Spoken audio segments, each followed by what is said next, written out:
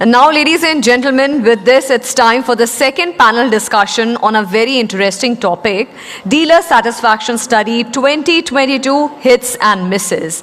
This time, we received over 2,000 plus responses of dealers from across the country with adequate representation from every quarter and cutting across all categories of vehicles. The study aims to highlight their manufacturers' good work or best practices and tries to close the gaps between OEMs and their channel partners wherever possible to further strengthen the automobile industry in all respect.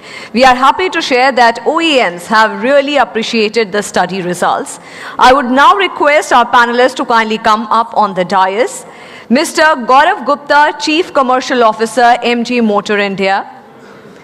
Ladies and gentlemen, I would request you to kindly put your hands together for our eminent guests. Mr. Hardeep Singh Brar, Head Marketing and Sales, Kia Motors India. Mr. Brar, I request you to kindly come on the stage.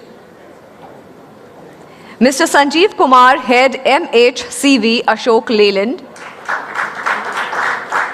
Mr. Satinder Singh Bajwa, Senior Vice President, Head Sales and Customer Care, Mahindra & Mahindra. Mr. Sharvik Shah, State Chairperson, FADA, Rajasthan. Mr. Sumant Banerjee, National Editor, Live Mint. A big round of applause for all the dignitaries, for all the eminent panelists on the dais. I request Mr. Banerjee to kindly take forward the session from here and help us with the moderation part.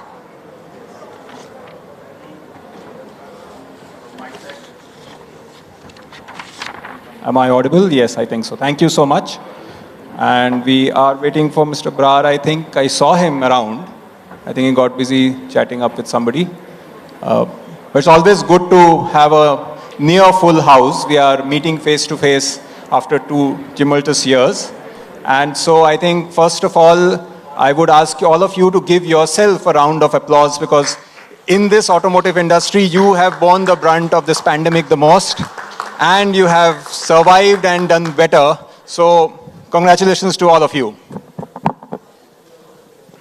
Now, so the topic for this panel discussion is dealer satisfaction studies based on the study that FADA has done. Now, satisfaction is a very queer term because we don't know how to quantify it. Am I satisfied with my life? Never. Are you satisfied with your career? For example, perhaps yes or perhaps no. It's only you who know how satisfied you can be with your life. And the late Mr. Jagdish Khattar used to say very often that if you want a happy and satisfied customer, you need to keep your dealer happy and satisfied. And I think that encapsulates the concept in the automotive industry very well. Now, if I look at the study itself from FADA, Mr. Brar is here, so welcome, sir, please. So the study itself suggests that the level of satisfaction within dealers has gone up year on year.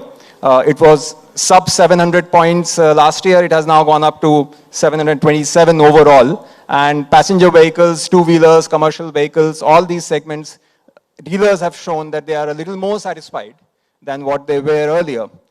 So the credit for that probably should go to all the OEMs here. And so to start with, I would come to you, Mr. Brar, because Kia has been rated as number 1 in this study for 2 years in a running, probably. What is the secret? Why are dealers so happy with you?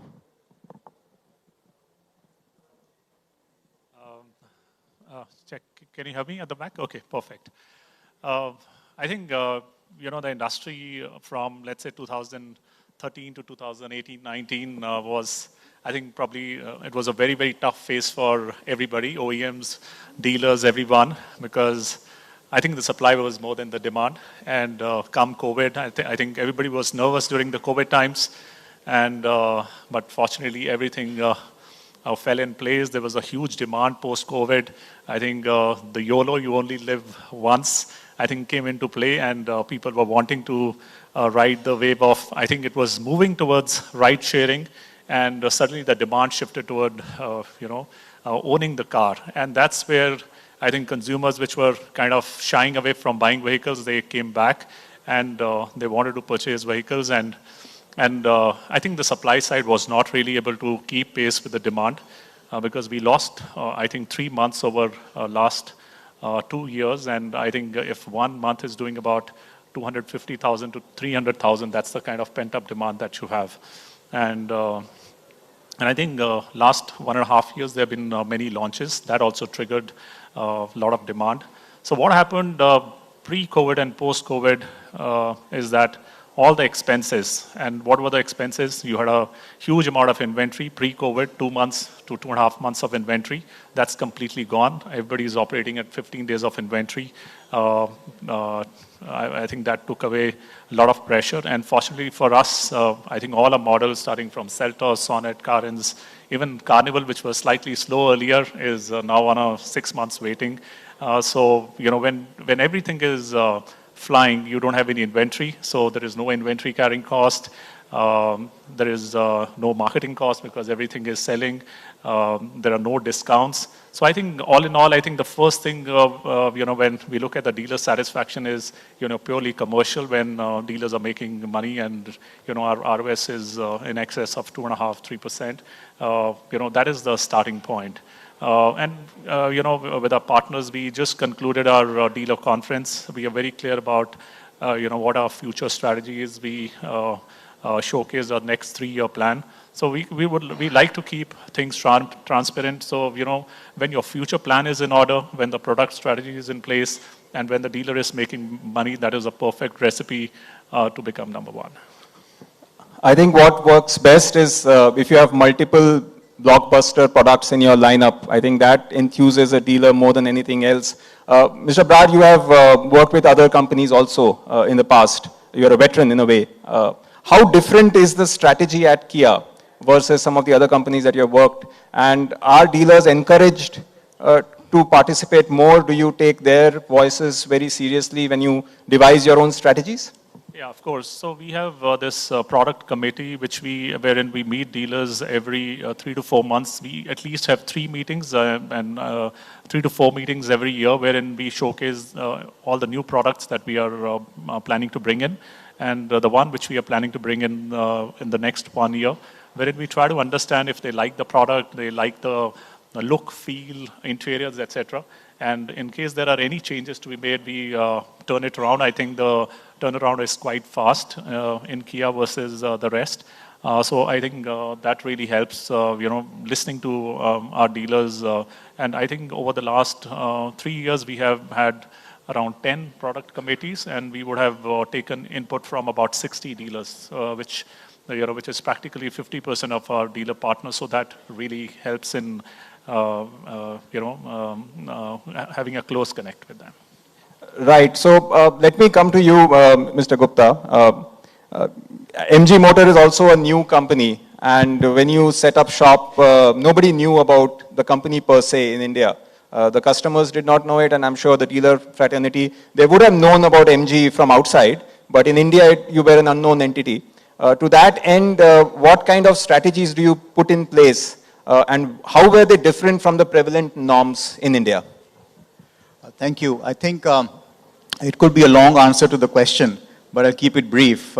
Firstly, the way it starts with is to align your vision in transparency with all your stakeholders. So the way we looked at it from the beginning was that we are looking at happy customers, happy partners, which is suppliers and dealer partners, and happy employees at a very high level.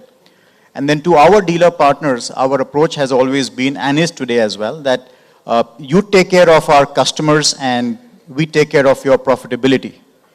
The advantage here is that it's a win-win for both the partners. It's a happy customer, so the brand is stronger, and then you're looking at dealers' profitability as well.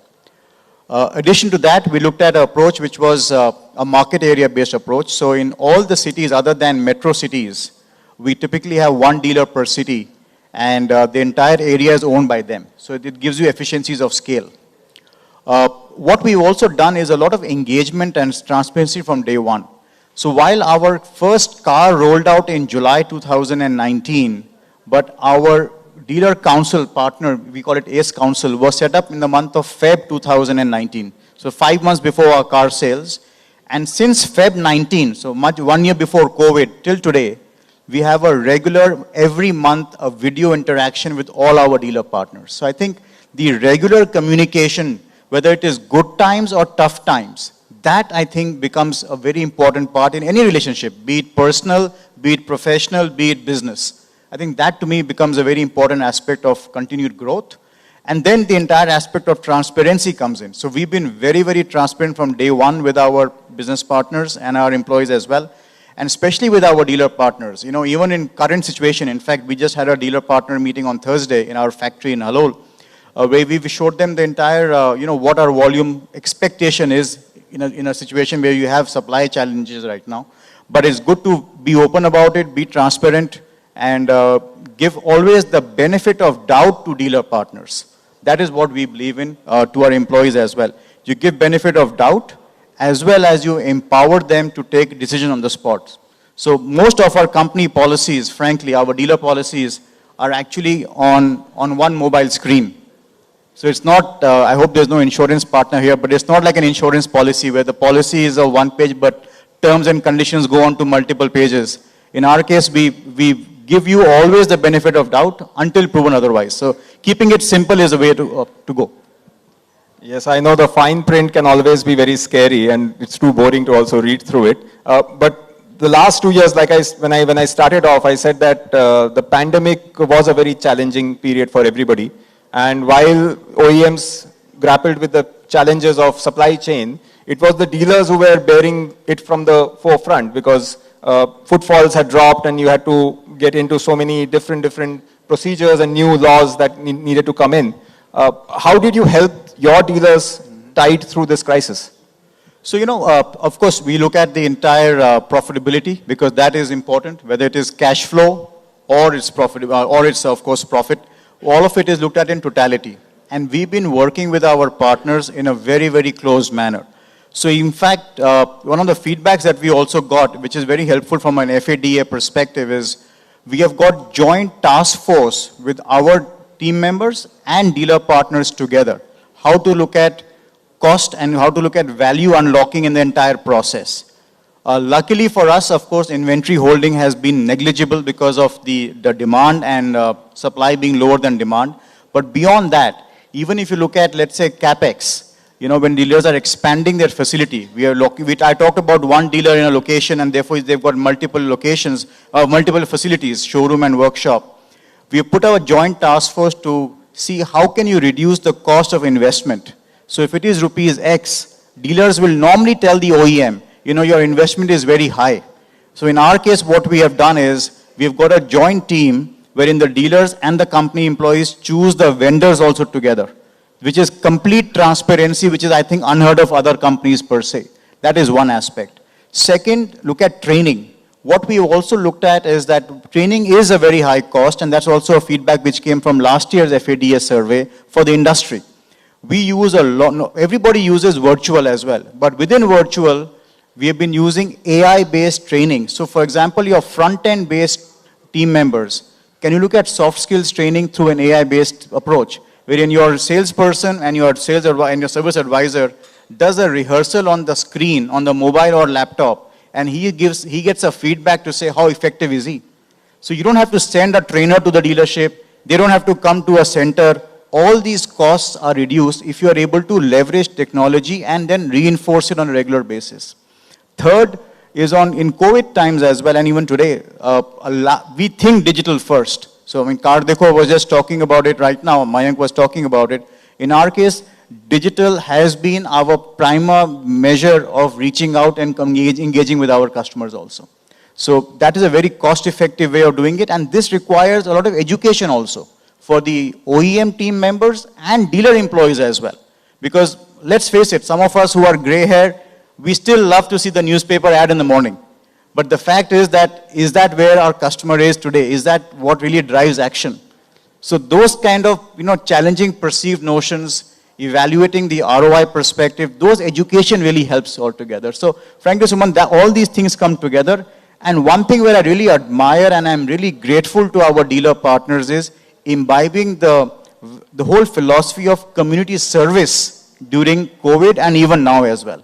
We have something called MG Seva in our company, wherein we look at serving the community, whether it's poor girl child education or just overall helping out. And our dealer partners now have taken this to a much, much higher level. I'll give you two examples, and why I'm saying it, because profitability is important, but also sometimes most of the dealers, I would say, have also reached a level of actualization. They're all in a nirvana state in terms of paisa hai, ab aur kya karna chahiye.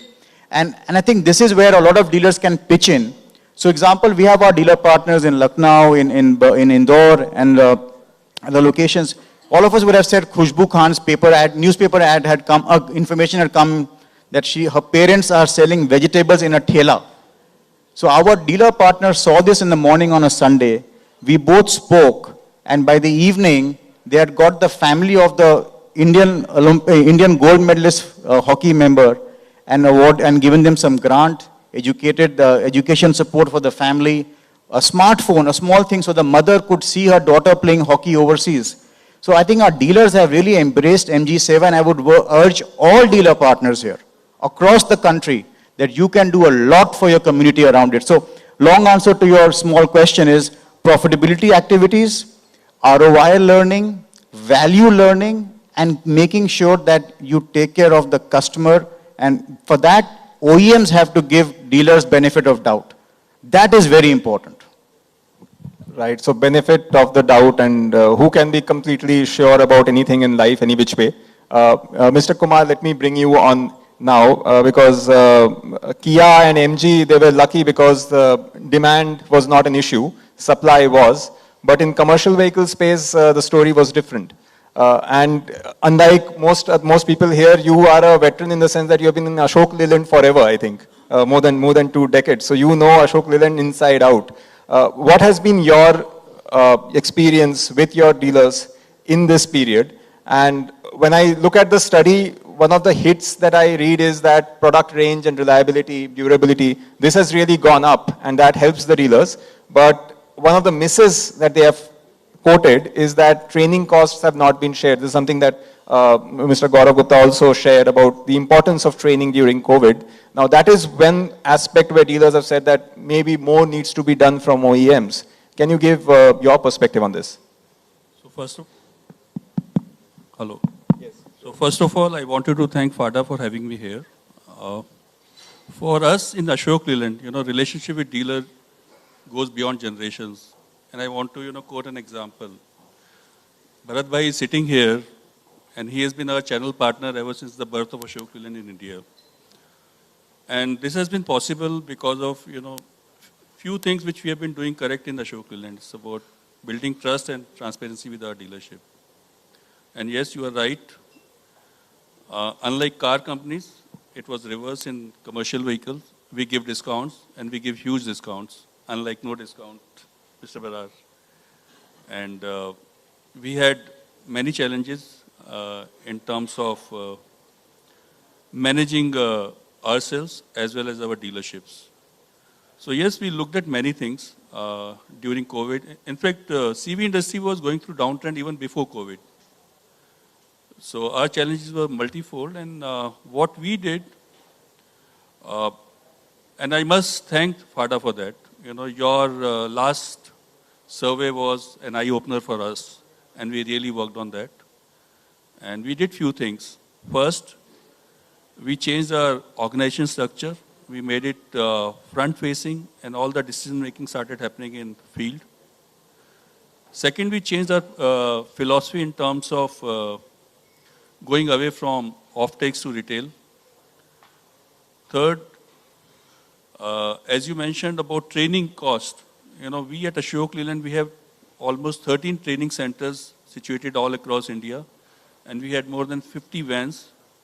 So in our case, we ensure that training, whether it is virtual or in person, in our case, in-person training is very important. It happens at dealer end, and dealers actually don't need to spend that kind of money, which is coming out in your survey. I would I would say, in case of commercial vehicle, we go through a cycle. It's a sinusoidal curve. You see probably 3 good years, and then, downtrend is there for a year or so. So yes, I think CV industry has come out of that downward curve, and, we are all quite hopeful. Last 1 year has been very good for all of us. So my sense is, we are working, our focus is now on retail. Our focus is now on, we also worked on, how do we address labor cost for our dealership, especially in cities like, Mumbai, where it really pinches them, and, overall costs are very high. So we have been working very closely with our dealerships in terms of how do we address these issues on a continuous basis. So that's it from my side. So how often does the top management at Ashok Leyland engage with each and every dealer, or does it work in any other way? So I would say that I would visit at least for 10 to 15 days and meet our channel partners in different cities. And Mr. Dheeraj Hinduja, whenever he comes, he's been in regular touch with most of the channel partners. So I'll be envious about the air miles that you must have collected all this while with all the traveling. Mr. Bajwa, let me bring you into the picture now. Mahindra is obviously a big portfolio across various chains. How seriously do you look at the dealer satisfaction study that FAD has been putting out? Does that figure in your annual strategies and plans? Yeah. Good evening to you all, and thank you very much, Manish and other FADA partners, for having us here today. I think at Mahindra, dealer satisfaction is very important and crucial for us. And personally, I think we have a very strong belief that while we have our external customer, dealer is our first customer. Unless until I take care of my first customer, how can I expect him to take care of my external customers? We've been a very strong believer of this philosophy, and it is not now, it's been for a long time. And sometimes I jokingly make this statement that Mahindra is an over-friendly company because I come from a different organization and different backgrounds. But yes, we take pride in that. And let me tell you that we do not only rely upon the FADA study which has just happened, we have our internal system where we conduct once in a 6 months dealer satisfaction survey for our own understanding. And we take appropriate actions that come out of that study, whatever are the concerns we raise. Yes, FADA study, whether it was last year or this year, you would have seen that there has been a substantial improvement as far as the scores are concerned. See, more than that is, let me tell you that we have a very robust system of capturing dealer voice. And it's not that we wait for the study at the end of 12 months to take certain corrective measures. You look at the results out of the study. So let me, for everybody's benefit, let me give you how we approach this entire thing. So we have a dealer advisory council. Earlier we had one dealer advisory council which was regularly meeting. This year, and typically we had a challenge that in the dealer advisory council that we used to meet once in a quarter, digitally we were meeting very often, and during the pandemic time, I think we met almost 15-20 days we used to have a digital connect. But even after now that the pandemic is over, we have a system, and this year we have kind of established 2 DACs now.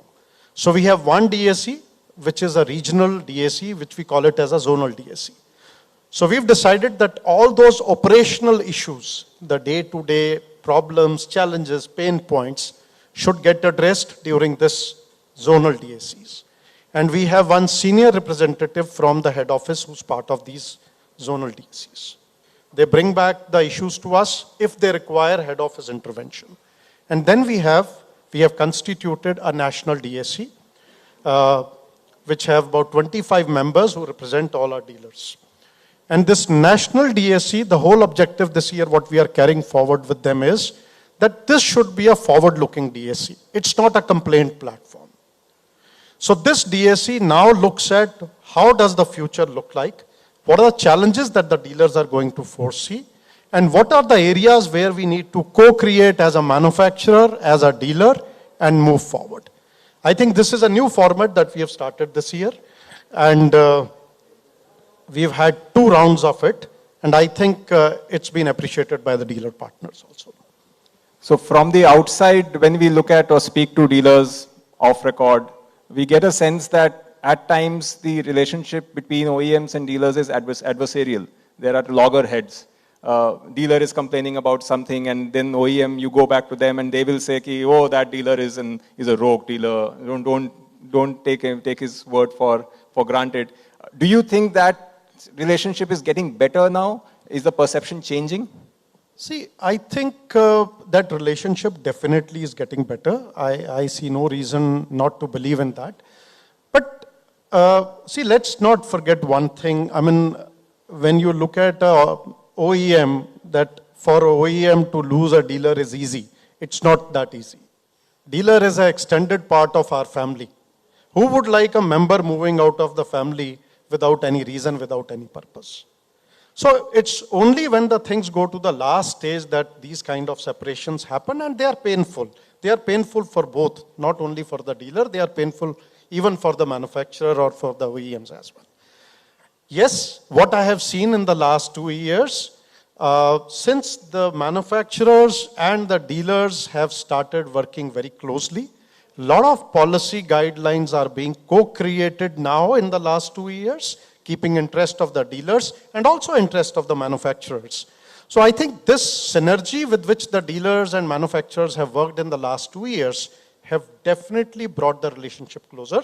Better synergies exist today, and I think this is a beginning, I would say, and going forward, I'm sure this is going to go to the next level, and we'll see a much better synergy between the dealers and the manufacturers. So let's hear it from a dealer himself. Mr. Shah, Kamagadi, do you think the relationship is getting better as Mr. Bajwa was saying, or do you think there are still some pain points and some more transparency and openness needs to be brought into the system? You can tell us better. Yeah, good evening, everyone.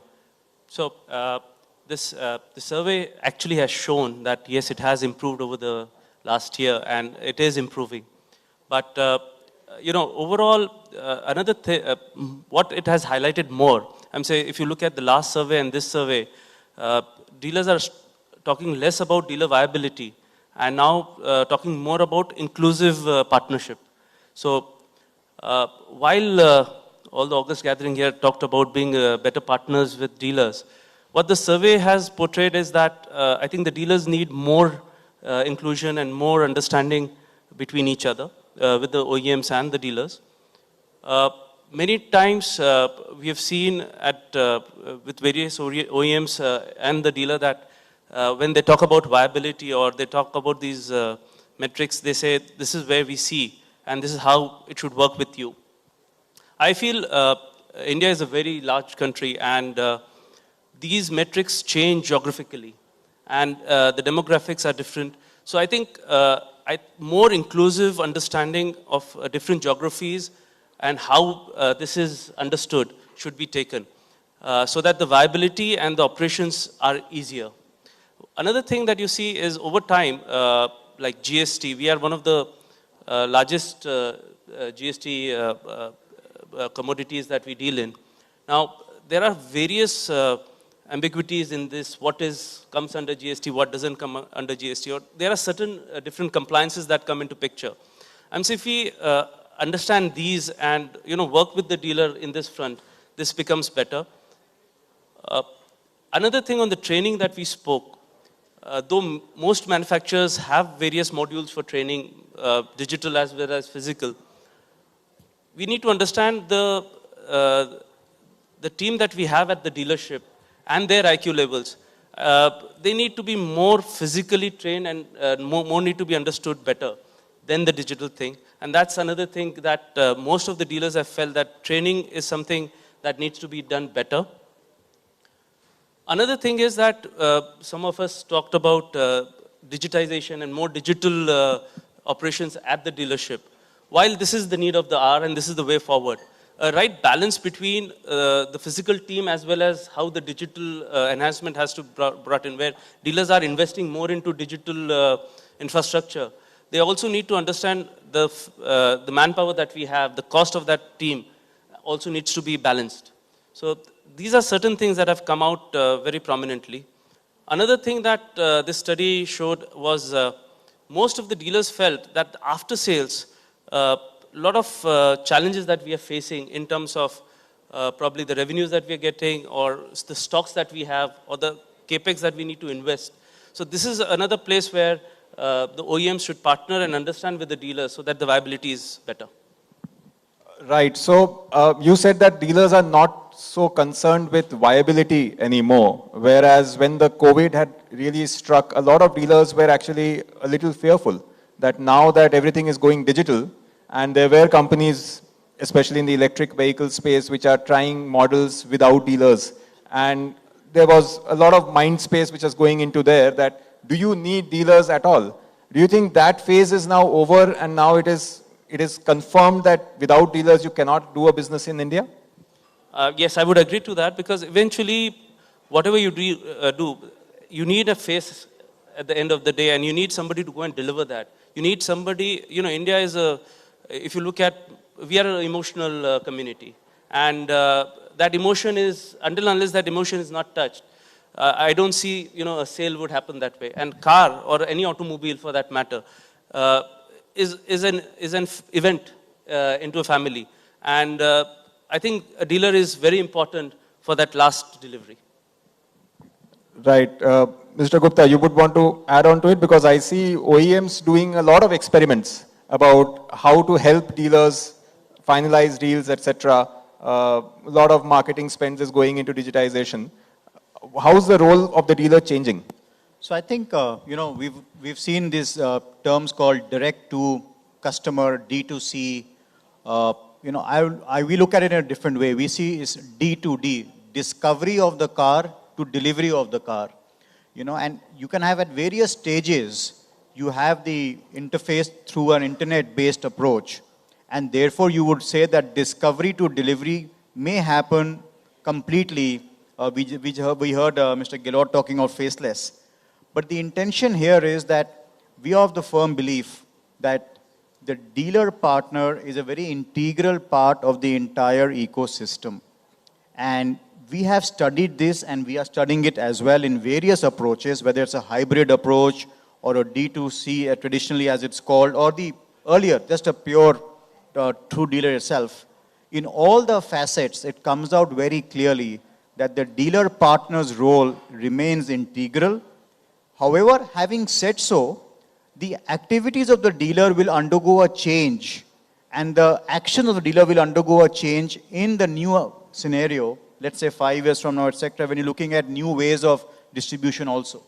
In terms of what role will the dealer partner be playing in either a customer experience from a sales perspective or from a service perspective. So that role will undergo a change, but the dealer will remain an integral part of the entire ecosystem. That is our firm assessment after looking at global models, India-based models, like you talked about electric vehicle model, ICE engine model, whatever you may say. I think that's one conclusion that we have arrived at MG for sure. So you cannot do away with the dealer, but Mr. Brar, do you encounter some dealers come to you and say that we are worried, we don't know what's going to happen? Are you thinking of doing away with us entirely, or how should we change? Do you get such queries now? Frankly, no. Yeah, I think the only apprehension some of the dealers which they bring forward is as to how the after sales is going to change once the electric vehicles come in, because there are far lesser number of moving parts. So what is going to happen to the after sales? We are expanding every year because the UIO is increasing, and moment EVs will come in, what will we do? So, my answer to that is even till 2030, when the industry is expected to be about 5 million units, and 30% of that, even if we take it as an optimistic estimation, is going to be electric vehicles. 70% of 5 million is going to be 3.5 millions, which is as good as what we are going to sell this year, or ballpark similar numbers. So even by 2030, the number of and the UI is going to increase by then. And it's 15 years of life. Even after 7-8 years up to that, the cars will keep coming back to our workshops. So I think I don't see any major change that is going to happen. So far as workshops are concerned, the existing infrastructure will continue to play a very big role. I think maybe around 2027, 28, when we have further clarity as to what is the percentage which electric vehicles are going to take, that's when we need to start thinking about it. Yes, the number of moving parts are less, but then there are a lot of other avenues which are going to come up as the electric vehicles start moving in. Besides that, no worries at this point in time. Like, for example, a dealer could become a hub for charging. That could be a new avenue of business for them. Yeah, of course. So that's a good point. In fact, we started as the highest capacity chargers, 150 kilowatts at 15 locations. In fact, we have the highest charger with us, 240 kilowatts in Cochin. So we have already started moving in that direction. Again, there are a lot of players which are into charging infrastructure, and we will see how the demand pans out. Because right now, I think practically everybody has a charging point at their respective place. So you go overnight, just charge it up, and then start running. And obviously, the commercial rates are slightly higher than when you charge at home. So only when somebody has a requirement to charge it quickly and is willing to pay a higher cost, and obviously the category of those vehicles is slightly higher, I think things are sorted for now. But yes, we will be actively participating in the charging infrastructure ecosystem as we move forward. So, Mr. Bajwa, we know that the very fundamentals of dealer viability, which initially used to be that a dealer makes more money through service than through outright sale of vehicles. Now that the vehicles are also becoming more reliable, they tend to break down less. And with the advent of electric vehicles, which will need probably even lesser service, how do you think the dealer will remain viable for business? Not in the next 5 years, because I don't think EVs are going to take any major chunk, but maybe 10 or 15 years down the line with all these changes. How do you think the dealers, what is the message that you are telling your dealers, that how do you survive and remain viable? I think for me, it's very important. While we may say that electric is little away, it will have less impact as of now. But I think to me, what is very important is dealers must start realizing one thing, how to optimize the assets that are available with them today. Many times when the going is good, you tend to get into expansion mode without realizing that if tomorrow the times are not good, how are you going to manage this expansion? And that is where the problem starts. I think it's very critical to realize this thing. And more you realize it in the good times, the better it is for you in the bad times. It helps you always. So today, whether it is your asset optimization, whether it is your human capital optimization, whether it is your working capital optimization, one has to look at how one can get the best out of what it is available today. Second thing is, I think it's very critical. On one side, we say that workshop revenues will come down. The new technology, new vehicles require less visit to the workshop. But I think we have to be mindful of the fact, and many of us need to really think about it, that with the new norms that the government is putting in place, do it yourself, or even the manufacturers going forward will have to share a lot of stuff with the roadside mechanics and all that. Are we ourselves preparing how we are going to tackle all these things? A lot of these service aggregators have come up now. They've already starting eating into the dealer business. I think these are some of the things which the dealers will have to start thinking and acting upon. How to hold the customer, while Hardeep said there's a big customer base which is there today. But if we don't act today, it won't take time for us to lose this customer base which is there existing with us today. So my request to all the dealer partners would be, and this is what I have been telling dealer partners for quite some time, that this is the time which we need to really wake up and wake up how you are going to hold these customers into your fold for the next 5, 6, 7 years till he's your customer. I think we have to move our thought process from customer of one time to a customer of lifetime. I think unless until we bring that thought process into our mindset, things will not change. Yes, EV is still away. I don't think we need to really worry too much on that account, because when EV will come, I think a lot of new business models will also evolve, and a lot of revenue opportunities will also come in at that point of time. Even today, if you have to really ask me, is every dealership, getting the best out of opportunities, revenue opportunities that are available today? I don't think I would agree with it, because even today there are plenty of revenue opportunities in the dealership that are available, and many times we let it go. We take them very lightly, whether it is our accessory business or extended warranty business or a finance insurance business. Not everybody is as serious as one requires to be to get everything out of this thing, So you cannot, the earlier thought process used to be, dealer doesn't make money in sales, he only makes money in service. I think that thought process needs a 360-degree change. One has to look at maximizing revenue out of every stream that is available to us today. So from a customer of one time to a customer of lifetime, I like that. It's a nice ring to it. Mr. Kumar, one of the other pain points that has been reflected in the study is about debt stock buyback, inventory management, and how when vehicles they do not do well, what happens to that stock? How does the OEM buy it back? What kind of compensation does the OEM make for dealers? What is the strategy at Ashok Leyland? Are you looking at this particular aspect? Because I think it is very, very relevant for B2B oriented businesses like commercial vehicles.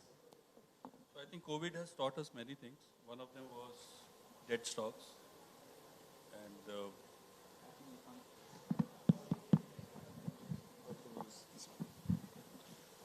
so I was saying that COVID has really taught us, how to work on these debt stocks. And I can say with a lot of conviction and responsibility that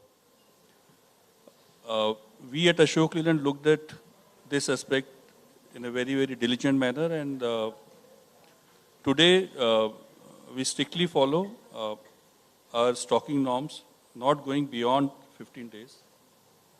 Second thing, there have been occasions when some vehicles do get stuck with some of our channel partners. And I must compliment our channel partners that they have been, collaborating with each other. Of course, AL plays a coordinating role in ensuring that those vehicles get liquidated. I'll give you a recent example.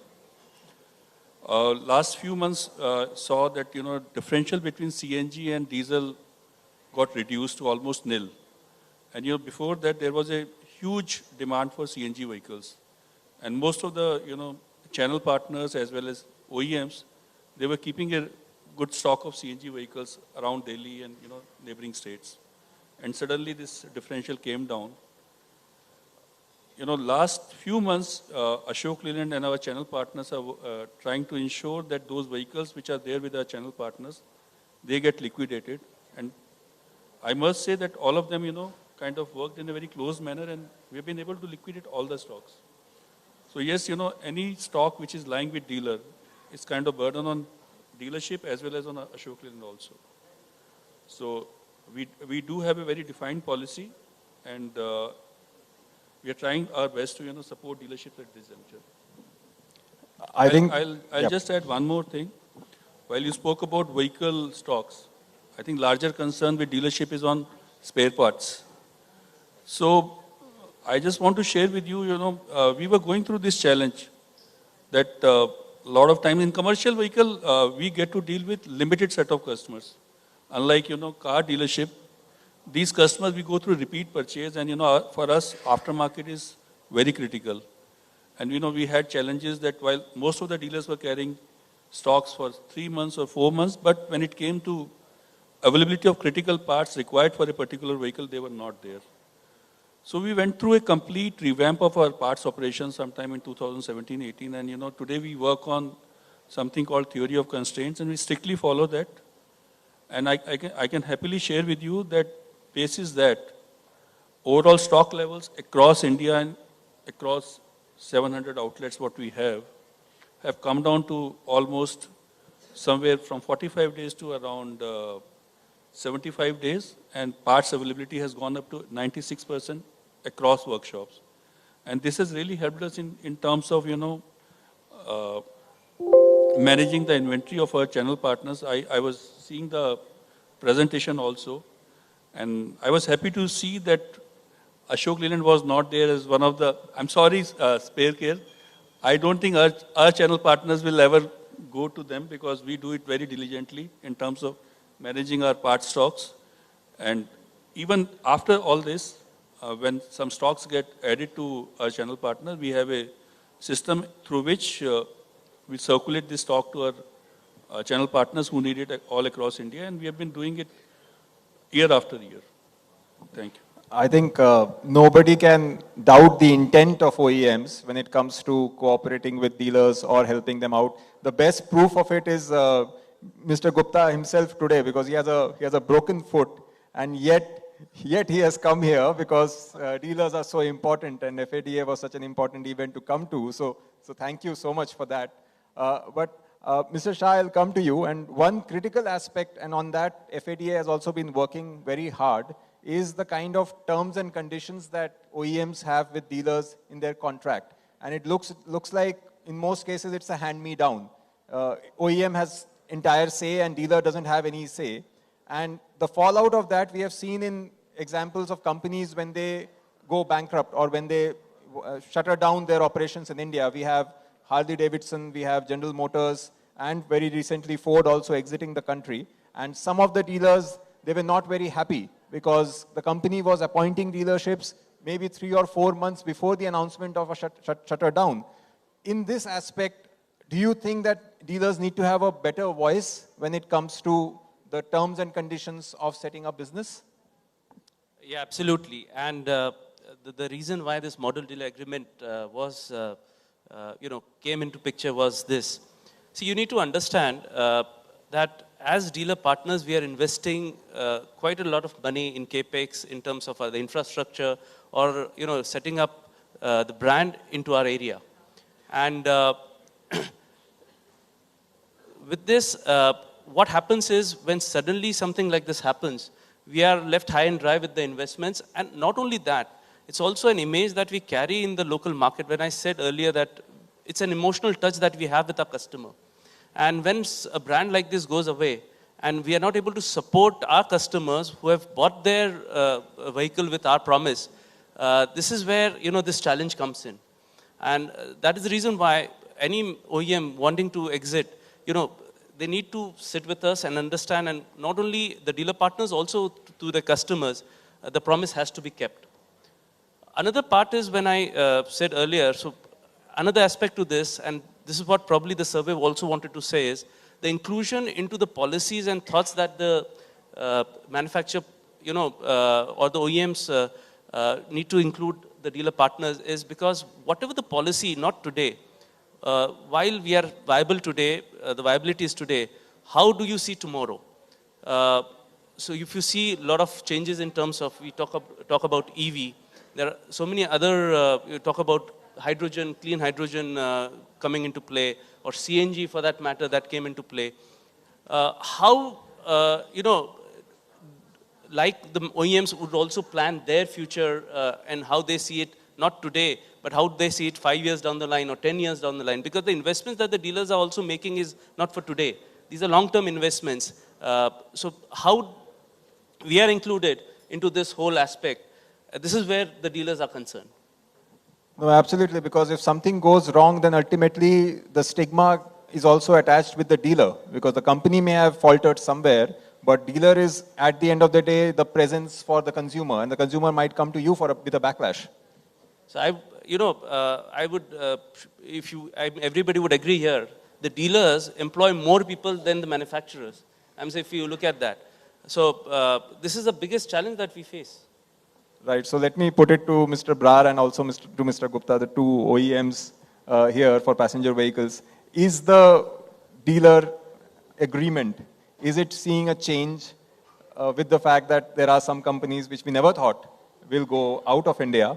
With that happening, are dealers coming to you and saying that we need a better voice? Because you might be saying that, oh, Kia will grow by 100% in the next 4 years, but what if it doesn't happen? What if you shut her down? That's a tricky one. No, you won't. There won't be a day that you would shut down, but just in case. Okay.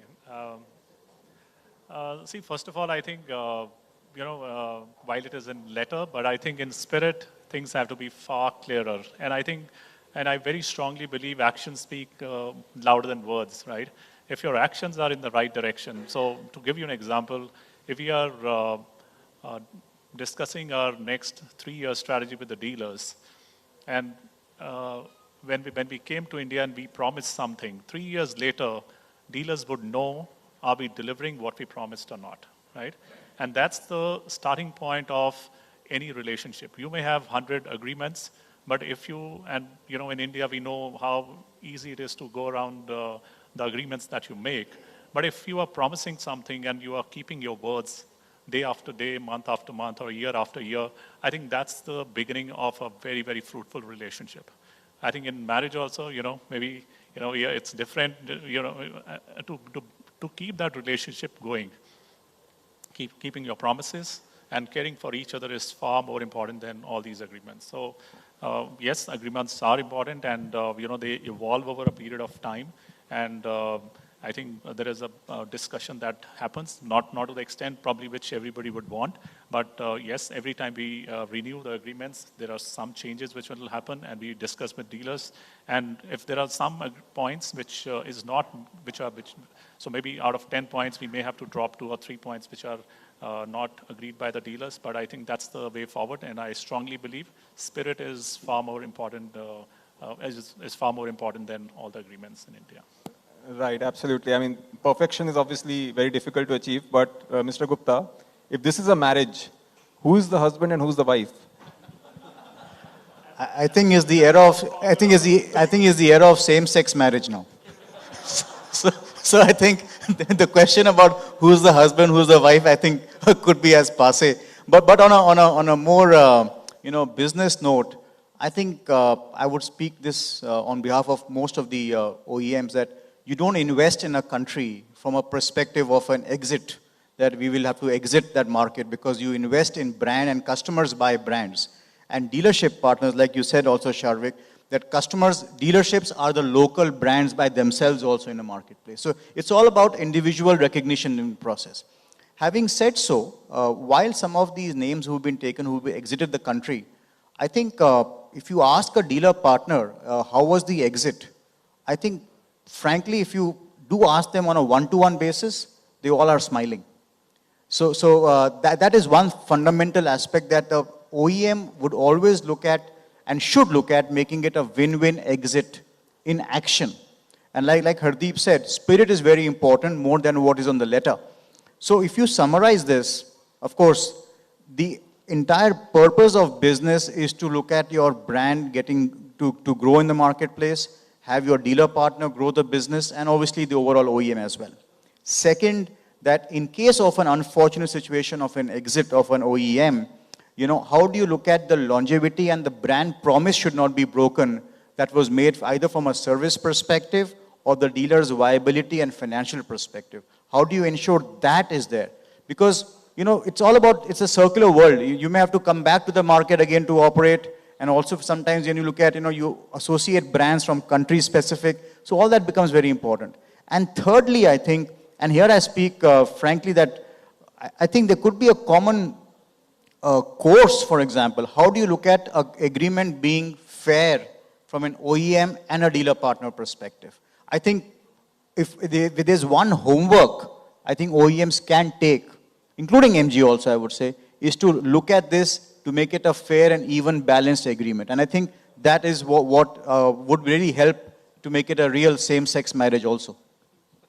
Right, so we have just about 8 minutes left, and I would like to have some questions from the audience as well. But just to ask Mr. Kumar and Mr. Bajwa as well, on this talk about a model dealer agreement, do you also feel that maybe something extra should be done by OEMs when it comes to these dealer agreements? So in my sense, the relationship between OEMs and dealer, it's equitable relationship.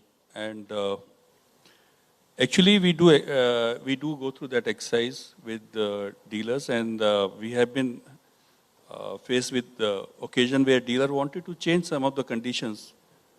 And I'm saying, yes, we did that. So I would say that our dealers are also, they're not just signing it on those agreements just by closing their eyes. They go through those agreements, and wherever they feel that some clause is, not aligned to their thought process, they do come back to us. And I'll share, one small anecdote with you. One of my channel partners, when I was working in one of the regions, he asked me, Sanjeev, how many years you have been working with Ashok Leyland? I very proudly said, I'm working for 25 years. Then he comes back and says, Sanjeev, do you think you are more loyal to Ashok Leyland or I am? I said, I didn't say anything, and then he says, Sanjeev, I am your dealer for 70 years.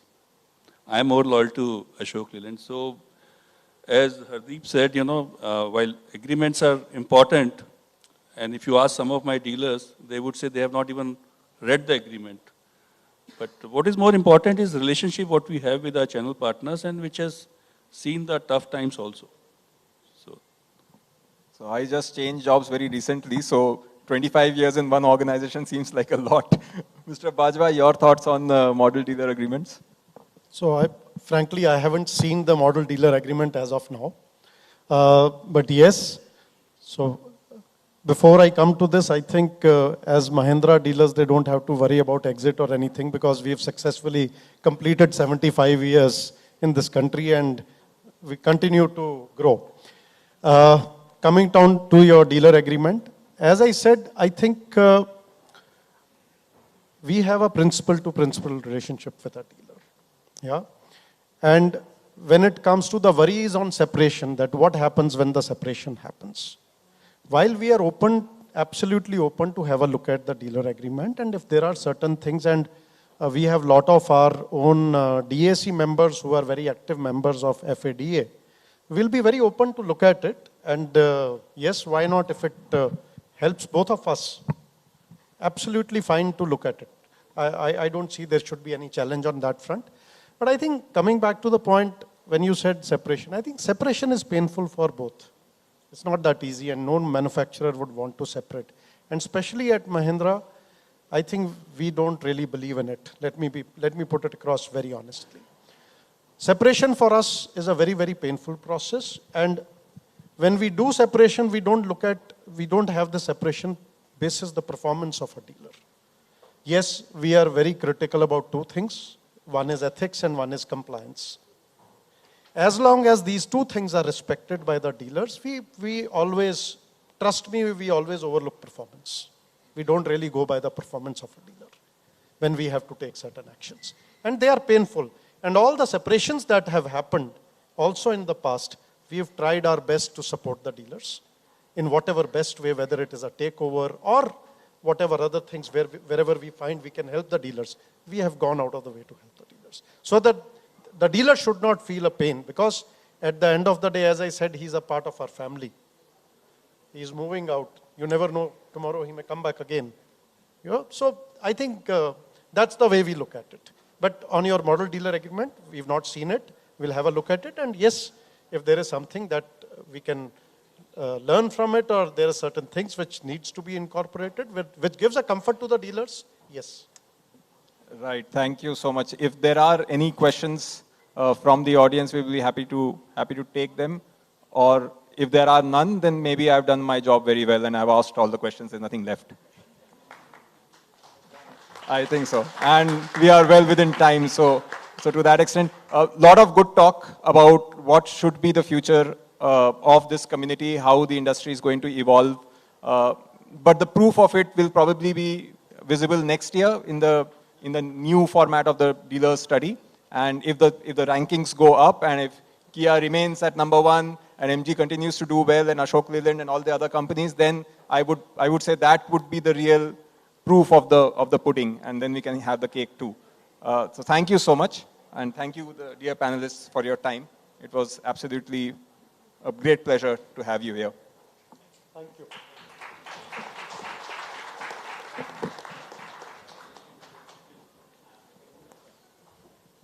Thank you so much, gentlemen. It was indeed a very insightful panel discussion.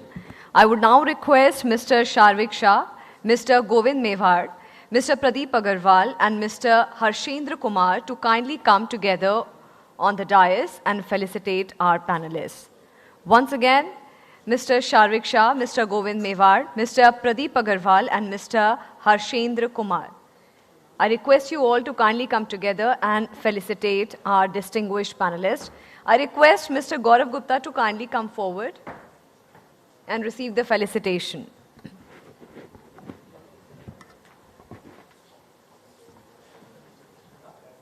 A big round of applause, ladies and gentlemen. It was indeed a very enriching session.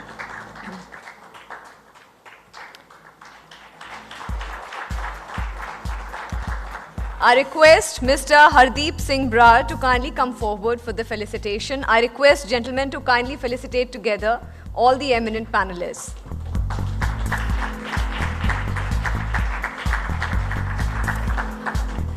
Gentlemen, I request you all to together felicitate Mr. Sanjeev Kumar.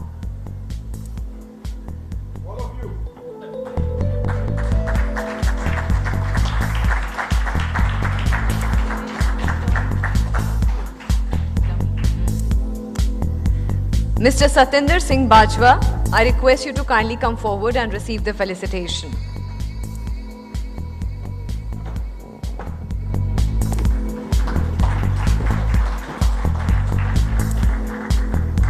And now Mr. Sumant Banerjee, I request you to kindly come forward for the felicitation. A big round of applause, ladies and gentlemen. And now I request all the dignitaries on the dais to come forward for a group photograph.